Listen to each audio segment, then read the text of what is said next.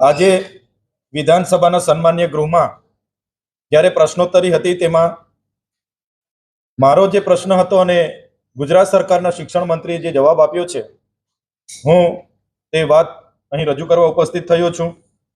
નર્મદા જિલ્લો, દાહોદ જિલ્લો એ દેશના અતિ પછાત જિલ્લાઓમાં પણ 1 થી 10માં નર્મદા અને દાહોદ જિલ્લાનું નામ આવે છે. ત્યારે એમાં પછાત રહેવાનું સૌથી મહત્વનું જો કોઈ કારણ હોય તો શિક્ષણનું સ્તર કથળતી હાલત એ નર્મદા અને દાહોદ જિલ્લાનું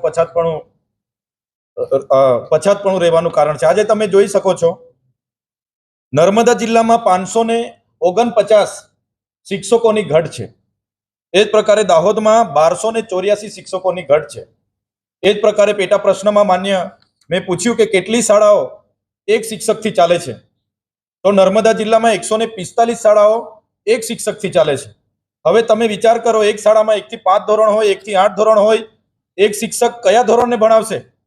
એ વસ્તી ગણતરી કરવા જશે, SIR ની કામગીરી કરવા જશે, સરકારી મિટિંગોમાં જશે, તો બાળકોને ભણાવશે કોણ?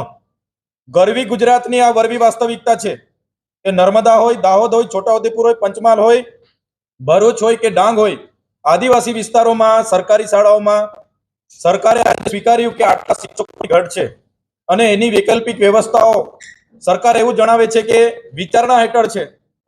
તમે વિચાર કરો, સરકાર એમાં ગંભીરતા નથી. ત્યારે આ વરવી વાસ્તવિકતા છે.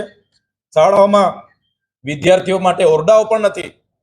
બાળકો ભાડાના મકાનમાં ભણે છે, ઝાડ નીચે ભણે છે, ઓટલા પર બેસીને ભણે છે. એક ક્લાસરૂમમાં 4 ધોરણોને બેસાડીને ભણાવવામાં આવે છે. આ વરવી વાસ્તવિકતા ગુજરાતની છે. ગુજરાતની સરકારે સ્વીકારવું પડશે. દર વર્ષે બજેટોમાં હજારો કરોડ રૂપિયાની જોગવાઈઓ કરવામાં આવે છે, તો પછી આદિવાસી વિસ્તારોની શાળાના ઓરડા કેમ બનાવવામાં નથી આવતા?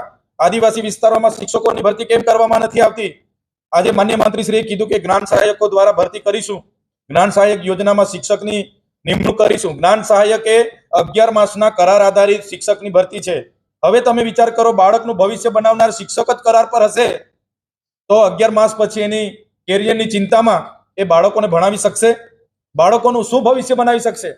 આ સવાલ અમે ગુજરાતની સરકારને પૂછીએ છીએ. 30 વર્ષથી ભારતીય જનતા પાર્ટીની સરકાર છે, છતાં આદિવાસી વિસ્તારોમાં સરકારી શાળાઓના ઓરડા પૂરા પાડવામાં અને શિક્ષકો પૂરા પાડવામાં આ સરકાર સદંતર નિષ્ફળ ગઈ છે અને એ પ્રકારે જનતાએ જાગવું પડશે, સરકાર પર જવાબ માંગવો પડશે. એ અમારી આજની માધ્યમથી આપ સૌને વિનંતી છે.